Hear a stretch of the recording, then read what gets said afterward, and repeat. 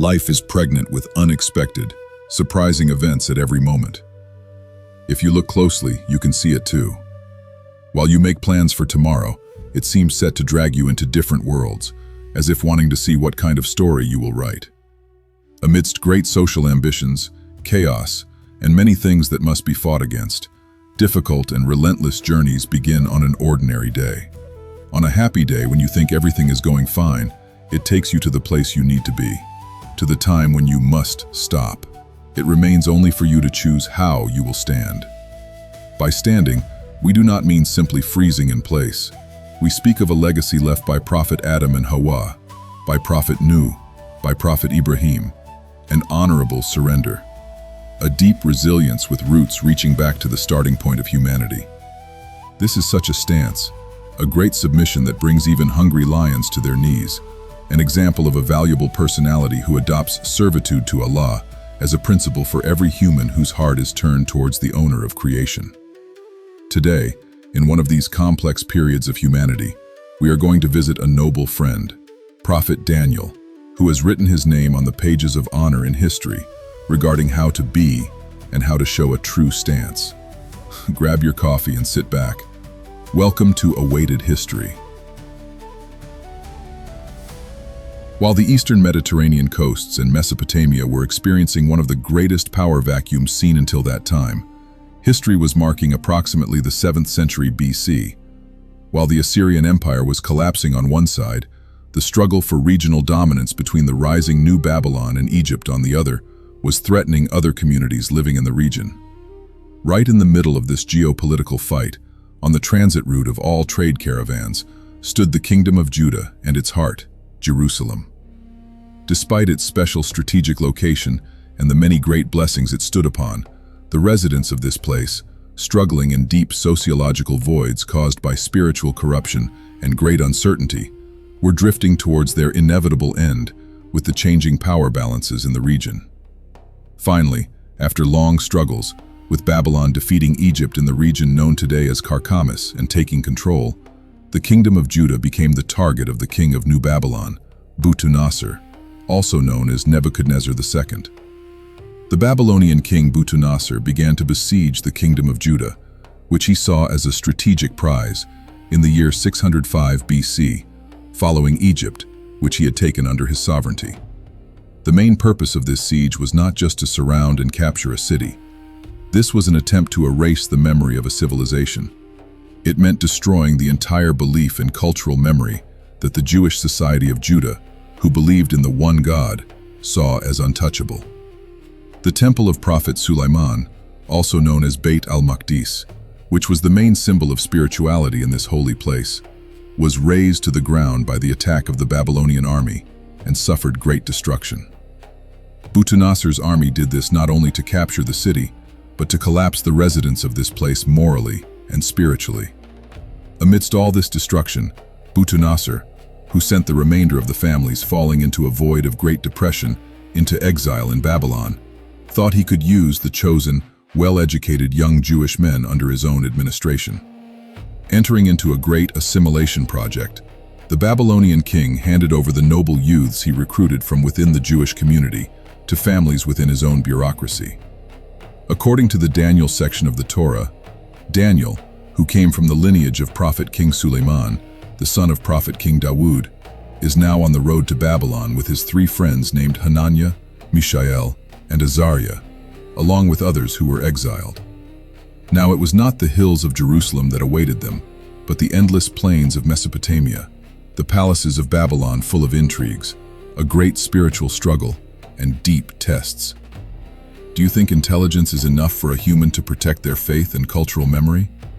Or is a personality that will risk every difficulty required? Although the palaces of Babylon stood before them in all their glory, for these young men in exile with about 40,000 people from their tribe, they carried the meaning of only a golden cage. They even changed the names of these young men, who were subjected to many attacks and psychological pressure to make them forget their pasts, where they came from, and most importantly, their beliefs, according to their own society.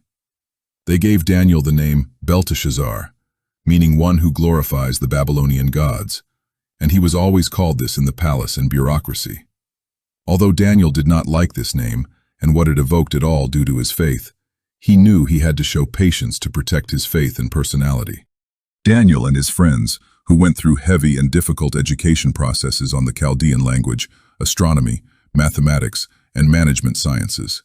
Besides coping with the difficulties of their education and getting used to a new place, also had to struggle with the schemes of people belonging to different beliefs in the palace. Within the corrupt, oppressive, polytheistic belief system of Babylon, a group of people from the Babylonian bureaucracy, looking for an opportunity to expose the situation of these young men who were anxious to protect their loyalty to the supreme and one authority that created them, made it a condition not to give anything as food other than sacrifices dedicated to Babylonian idols. In this way, they were trying to make these faithful, dignified young men give up their faith by leaving them in a difficult situation between starvation and their beliefs. Daniel and his friends, who refused to eat the illicit foods presented to them, which were forbidden to consume religiously, demanded the official from the palace kitchen to give them only vegetables and water. To the official who said against this, that feeding on vegetables and water would not be very wise for them, and that their faces and beauty would fade, saying, "Try this for 10 days. Let's see whose face will be brighter." He was almost challenging the idolaters who wanted to set a trap for them. When the stated time was up, it could be distinguished that these faithful, righteous young men, fed only with vegetables and water for 10 days, were in a better condition than everyone else fed with palace meals, and their minds were clear and healthy. This opened the way for Daniel, who showed he was different with this character and personal maturity, to be given the science of interpreting events, just as it was given to Prophet Yusuf. With these abilities given to him, Daniel would climb to the peaks in the Babylonian bureaucracy. Then, his first test came with a strange nightmare seen by King Butunasar. One night he saw a shocking nightmare that disturbed him greatly, but when he woke up in the morning, he had forgotten what he saw. Despite this, because the effect of the nightmare he saw still continued, he found the solution in applying to Babylon's soothsayers and sorcerers. His request from them was a bit strange. The king was demanding the soothsayers and sorcerers to tell him a dream he did not even remember himself, and also to interpret it. After discussing among themselves, the soothsayers and sorcerers were helpless and said, "Knowing such a dream that is not remembered is only for the gods." The king, becoming furious, ordered the killing of all the wise men there. At the moment when the soothsayers and sorcerers were helpless and about to be sentenced to death, Daniel took refuge in his Lord. And with the divine message that came at night, the dream the king saw that night and forgot was reported to him. When it was morning, Daniel appeared before the king and said he would tell him the dream the king saw. "O king, in your dream you saw a huge statue with a head of pure gold, chest and arms of silver, belly and thighs of bronze, legs of iron, and feet of a mixture of iron and clay. A stone came rolling and hit the feet of the statue and shattered it into pieces." The king, confirming what Daniel told with great excitement, said, "Go on," as if asking what all this meant. "O king, the head of gold of this statue you saw in your dream is Babylon. The other parts bring news of the kingdoms that will come after it," he said. Butunasar, relieved by this interpretation Daniel made, rose from his throne, came to Daniel's side, and honored him by bowing respectfully before him. And he appointed Daniel to the governorship of the province of Babylon, and the presidency of all the scholars in the palace. Young Daniel was now at the peak of the empire, in this land where he came as an exile. But peaks are known not for their sweet and cool breezes, but for their harsh storms. From the perspective of the pagan Babylonian aristocracy, this rapid rise was not welcomed as expected. They found it shameful for themselves that someone from exile, who was not of their faith, and was moreover a captive, rose so high in their own state. In such a situation, with all this chaos and intrigue, what path would you follow to stay standing among people who do not believe like you and are hostile to you? Please share in the comments. Years passed and Butunasar died. With the kings who took his place, Babylon's situation did not change, and the administration was going towards an increasingly worse state. During a feast organized in the Babylonian palace, they were now drinking wine with chalices that were brought out and looted from Beit el-Maqdis.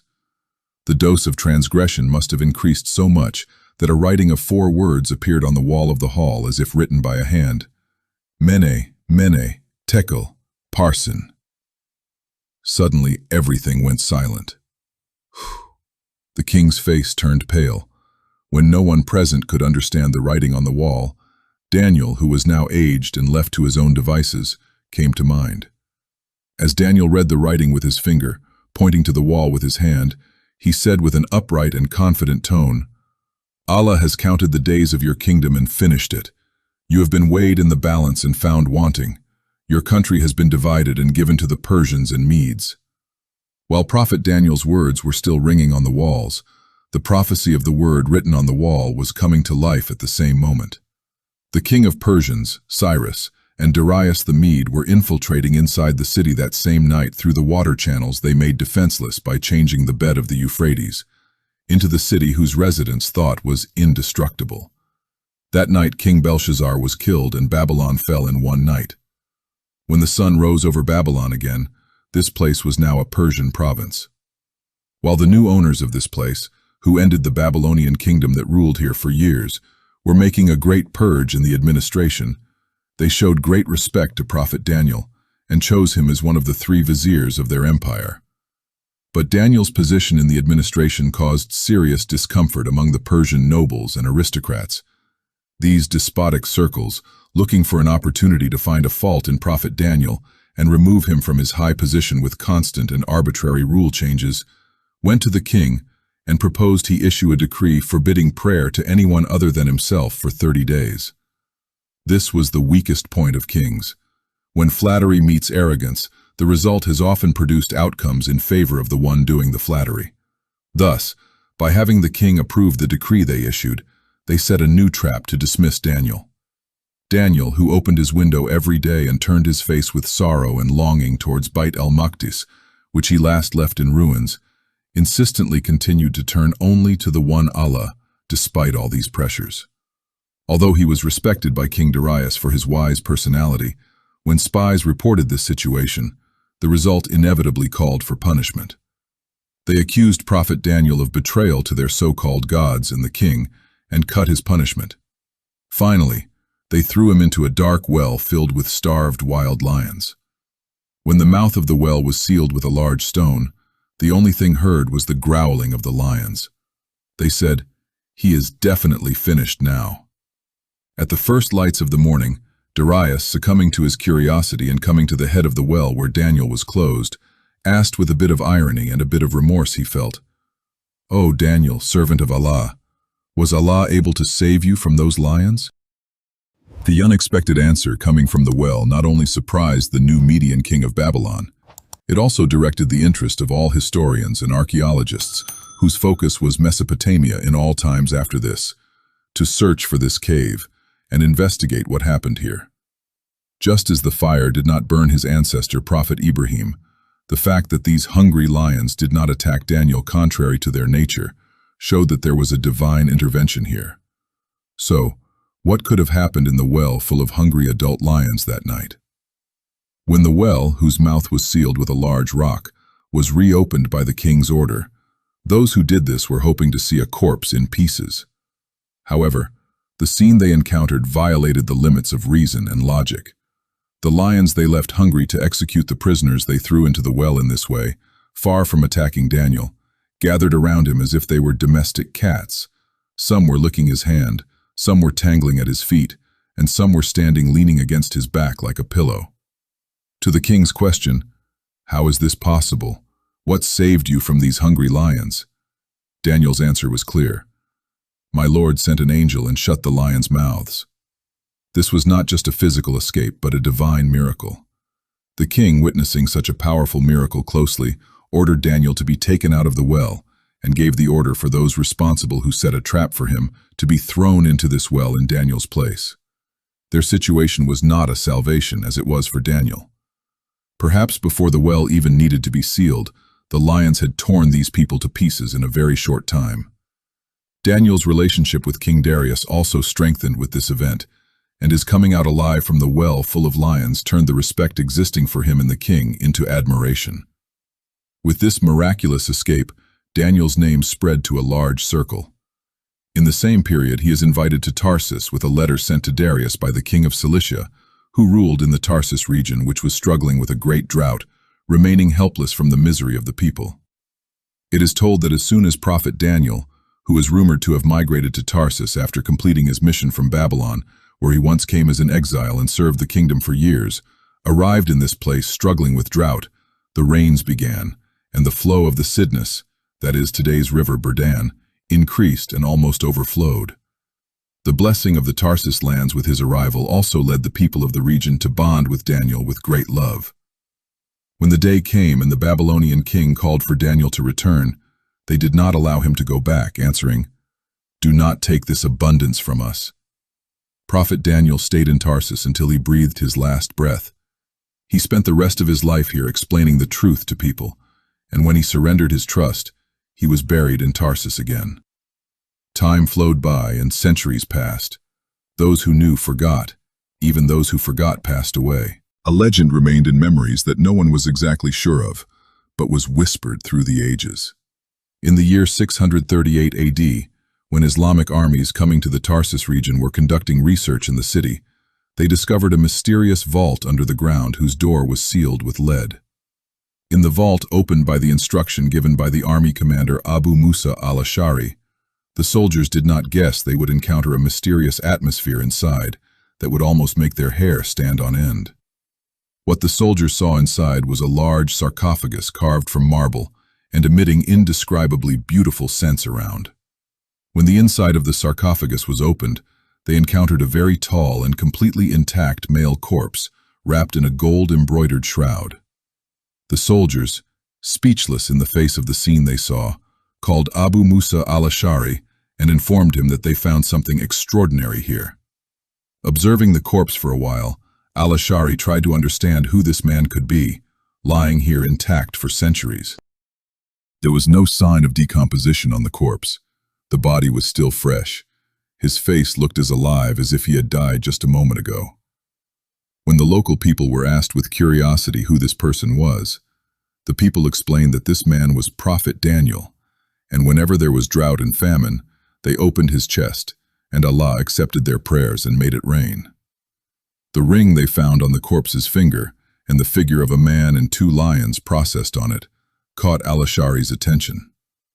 To get broader information about him and to confirm who this person was, he wrote a letter to Medina, to the Caliph of Islam, Umar ibn al-Khattab, in the city of the final prophet, explaining the subject. When the letter reached Medina, it is conveyed that Ali ibn Abi Talib, the son of the final prophet's uncle, while reading the details regarding the ring, confirmed he was Prophet Daniel as follows. This is Prophet Daniel. That depiction is a memory of a moment when he was protected by lions. Caliph Umar ibn al-Khattab, to prevent this person belonging to a holy figure from being idolized by the people, and to prevent it from being stolen by malicious people, gave an order with a letter. Bury him in such a place that no one's hand can reach him. When the order reached them, firstly they changed the bed of the River Berdan passing through Tarsus, and when the riverbed dried up, a grave was dug at the point where the water passed deepest. They shrouded Prophet Daniel again according to Islamic procedures, performed the funeral prayer, and buried him in his new place. One last step remained, to return the River Berdan to its old bed. Now Prophet Daniel could not be disturbed again. Centuries passed again. Many different states, different civilizations were established in the region. Eastern Romans, Muslim Arabs, then Romans again, Seljuks, Crusaders and Armenians, Mamluks and Ottomans, and today, Turkiye. In the Ottoman period, in the year 1857, the Tarsus Maqam Mosque built here replacing a humble structure found from an earlier period, signals that the memory regarding who still lies here is alive in the region. Despite this, in the first years of the young Republic of Turkiye, what was told about this structure and its importance could not go beyond legend for a long time. Until the year 2006. Due to the existing wash basins and ablution places remaining insufficient, upon the need of the tradesmen and the public, it was decided by the municipality administration to build a new toilet in the courtyard of the mosque. Although Abdurrazak Effendi, who served as an imam in the mosque for a period, and spent all his time in the Maqam Mosque after retiring, explained that this was not an ordinary place, that the grave of a prophet, Daniel, was found here, and his objections that this decision would be very wrong could not prevent the construction from starting. After the construction continued for a while, Mayor Burhanettin Bey, who really started to feel spiritually disturbed, had a strange dream one night. Waking up in sweat under the influence of the dream he saw, the mayor came to the Maqam Mosque at the time of the morning prayer and told his dream to Abdurrazak Effendi. Mayor Burhanettin Koçamaz, explaining that in his dream Prophet Daniel said to him, "You have left me in filth, you are draining dirty waters upon me," and that he woke up in sweat, stopped the construction as soon as it was morning, and gave the instruction to make the necessary correspondence with relevant institutions to start an archaeological excavation. The decision for excavation was made, and when the first pickaxe struck the mosque courtyard, the bitter truth emerged before long. It was detected that the city sewage system built in the 1960s and used since that period passed exactly through the middle of a part where the old aqueducts appeared, and dirty water was leaking out from the passing pipe. The dream Mayor Burhanettin Bey saw had almost announced a reality. The developments that emerged as the archaeological excavation progressed were of a quality to justify the warnings of Abdurrazak Hoxha, who had served as imam here before. When the excavation went down to 6.5 meters depth, finally a structure in the shape of a four-cornered dome appeared under the aqueducts. When a depth of 13 meters was reached at the end of excavations made to see the inside of the dome structure, coins belonging to the time of Caliph Umar from the early Islamic period were found. When entered under the dome, a large sarcophagus appeared, but there was another problem in the middle. Museum officials responsible for the excavation wanted to take a piece of sample from the sarcophagus for carbon testing. However, all attempts made were coming to nothing. The tools used could not help to take a sample from the sarcophagus in any way. At the end of the discussions held, a worker went down to the area where the sarcophagus was with a sledgehammer and struck the sarcophagus twice at one point. And on his third strike, he fell where he was and fainted. In the tests conducted, no findings of methane gas were encountered in the excavation area. When the second worker who tried to take a sample from the sarcophagus fainted in the same way, the museum officials gave up on the idea of taking a sample. What do you think? If it is not methane gas that made these workers faint, what else could it be? You can share your views in the comments. In the interrogation made after the fainted workers regained consciousness, they mutually confirmed that they only smelled a magnificent scent and fainted under the influence of this. Many people also witnessed all these events. After these events, the officials decided that the person lying here is definitely Prophet Daniel, and that the excavation should not proceed further, so that his spirituality is not disturbed. With the excavation done, the courtyard of the Maqam Mosque was rearranged so that people can visit the burial place of Prophet Daniel and took its final form. Today, hundreds of people visit Prophet Daniel every day in the Tarsus district of Mersin province in Turkiye. He is no longer a secret remaining hidden under the waters of the River Berdan. He continues to be the abundance of Tarsus as in the past. May Allah's peace and support be upon the final Prophet Muhammad, Prophet Daniel, and all prophets reaching back to Prophet Adam. What do you think? Could Tarsus, which has a common past from every civilization it hosted, be carrying other holy persons in its bosom? Share your views with us in the comments. To see more content like this, you can like the video, and to meet again in other historical mysteries that humanity is on the verge of forgetting, you can follow Awaited History. Goodbye.